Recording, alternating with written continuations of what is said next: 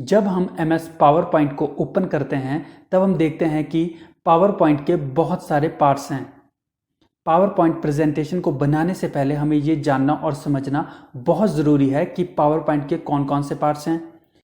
जब हम ये सीख लेंगे कि MS पावर पॉइंट के हर एक सेक्शन का क्या यूज़ है, तब हम बहुत आसानी से और बहुत जल्दी एक professional looking power point presentation को क्रिएट कर सकते हैं।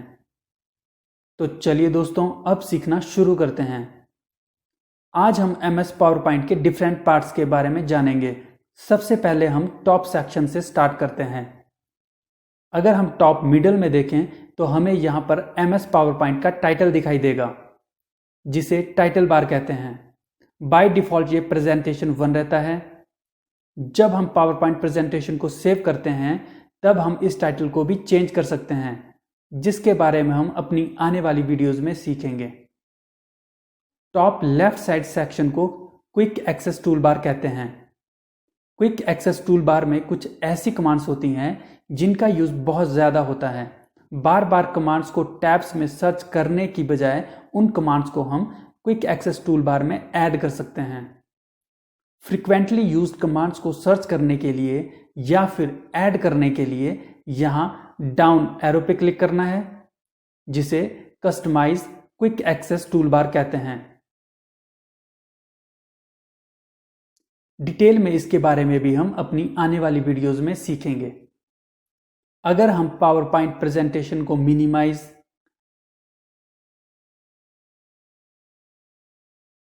मैक्सिमाइज या क्लोज करना चाहते हैं, या फिर पावर पॉइंट से रिलेटेड हमें कोई हेल्प चाहिए, तो ये सब हमें टॉप राइट साइड में मिल जाएगा।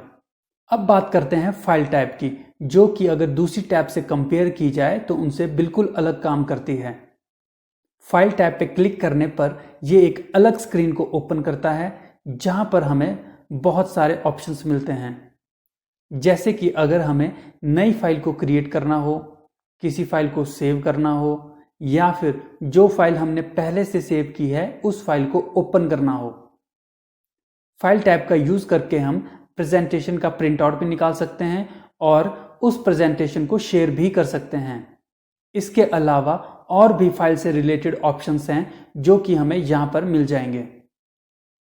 अब हमें पिछली स्क्रीन पे जाने के लिए बैक एरो पे क्लिक करना है। पावर पॉइंट 2003 या उससे पहले वाले वर्जन्स में मेन्यूज और टूल बार्स का यूज किया जाता था, लेकिन फिर मेन्यूज और टूल बार्स को रिप्लेस करके पावर पॉइंट 2007 में रिबन को सबसे पहले इंट्रोड्यूस किया गया। रिबन इज द स्ट्रिप, या अगर हम सिंपली हिंदी में कहें तो रिबन एक ऐसी पट्टी है जिसपे बहुत सारे बटन्स और आइकन्स होते हैं, जिनकी मदद से हम पावर पॉइंट प्रेजेंटेशन में काम करेंगे। जैसे ही हम इन बटन्स और आइकन्स पे क्लिक करेंगे, तब प्रोग्रामिंग के थ्रू उनमें जो कमांड्स दी गई हैं उनके सारे फीचर्स एक्टिवेट हो जाएंगे। रिबन का सबसे बड़ा फायदा यह है कि इसमें बहुत सारी कमांड्स होती हैं जो कि प्रॉपरली ऑर्गेनाइज्ड होती हैं। रिबन में सबसे ऊपर टैब्स होती हैं जिन्हें रिबन टैब्स कहते हैं। इनमें सेम तरह की रिलेटेड कमांड्स के ग्रुप बने होते हैं। Home tab, insert tab, design tab, transitions tab, animations, slide show, review, view and Foxit PDF। ये सारे रिबन टैब्स हैं।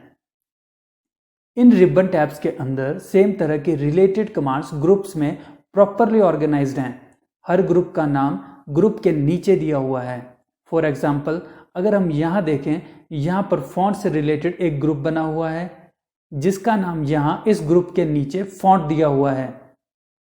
सेम इसी तरह से इसके आगे यहाँ पर पैराग्राफ का एक ग्रुप बना हुआ है, जिसका यूज टेक्स्ट को अलाइन करने के लिए किया जाता है। इन सब के बारे में भी हम अपनी आने वाली वीडियोस में डिटेल में पढ़ेंगे।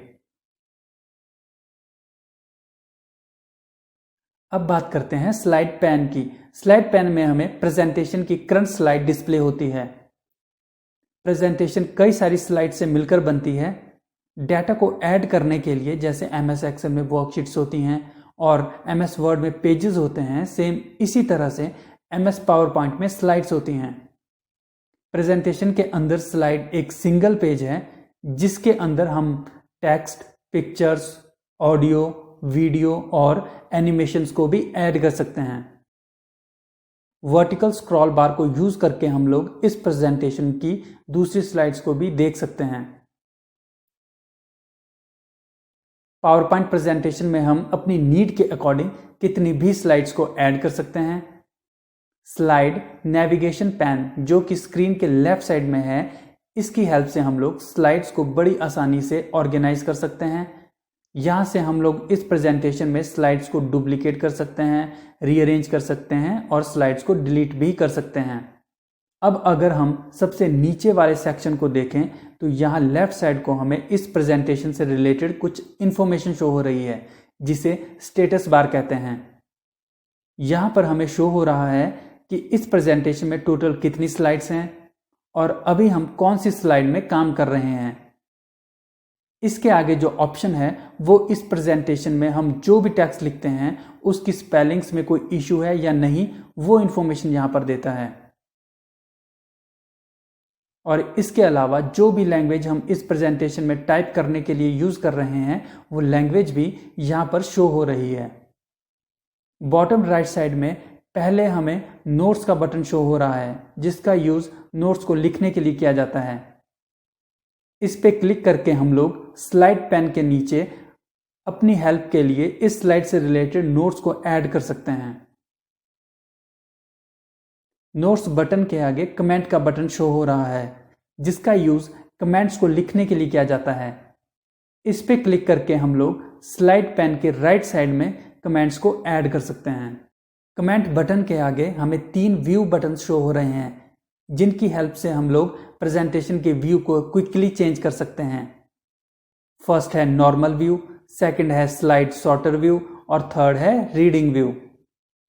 व्यू बटन्स के आगे स्लाइड शो का बटन है जिसकी हेल्प से हम लोग प्रेजेंटेशन को रन कर सकते हैं और फिर सभी स्लाइड्स को स्लाइड शो बटन की हेल्प से sequence wise one after another display भी कर सकते हैं जिसे स्लाइड शो कहते हैं। स्लाइड शो बटन की हेल्प से हम लोग स्लाइड शो को करंट स्लाइड से ही स्टार्ट कर पाएंगे। मतलब कि जिस भी स्लाइड पे हम लोग स्लाइड शो बटन को प्रेस करेंगे स्लाइड शो उसी स्लाइड से सीक्वेंस वाइज स्टार्ट होगी। स्लाइड शो बटन के आगे जूम स्लाइडर है जिसकी हेल्प से हम लोग स्लाइड्स को जूम इन और जूम आउट कर सकते हैं। तो दोस्तों आज की इस वीडियो में बस इतना ही। आने वाली वीडियोस में हम लोग पावर पॉइंट के हर एक पार्ट्स के बारे में डिटेल में पढ़ेंगे। मैं कोशिश करूंगा कि पावर पॉइंट के हर एक पार्ट्स के बारे में अलग अलग डिटेल में वीडियो बनाऊं। इस वीडियो से रिलेटेड अगर आपको कुछ भी पूछना हो तो आप कमेंट करके ज़रूर पूछें। माइक्रोसॉफ्ट पावर पॉइंट से रिलेटेड हम आपके लिए और भी वीडियोस लाते रहेंगे। धन्यवाद।